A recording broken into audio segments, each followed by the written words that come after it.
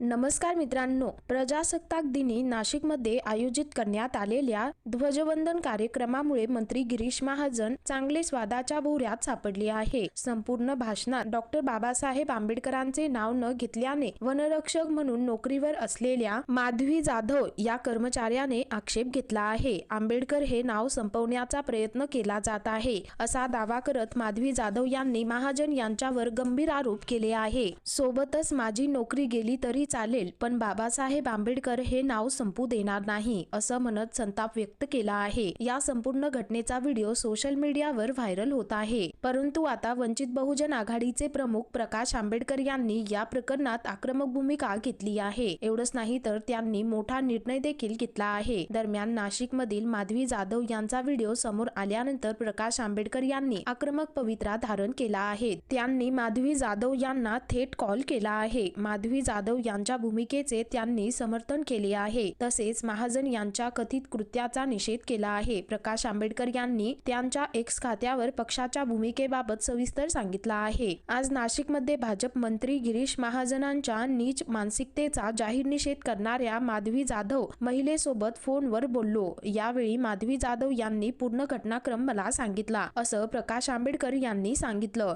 तसेच मंत्री गिरीश महाजन यांचे कृत्य कायद्याअंतर्गत येणारा गुन्हा आहे. या संदर्भात वंचित बहुजन आघाडी नाशिक पश्चिम कमिटीकडून पोलिसात तक्रार दाखल करण्याचे प्रयत्न सुरू आहे, अशी माहिती त्यांनी दिली आहे. पोलिसांनी हा गुन्हा दाखल केला नाही तर या संदर्भातील कायदेशीर ड्राफ्ट करून पोलिसांना गुन्हा नोंदवण्यास भाग पाडेल, असा गंभीर इशाराही त्यांनी दिला आहे. तर मित्रांनो, एकंदरीत संपूर्ण प्रकरण पाहता या संदर्भामध्ये तुमची काय प्रतिक्रिया आहे खाली कमेंट करून नक्की कळवा.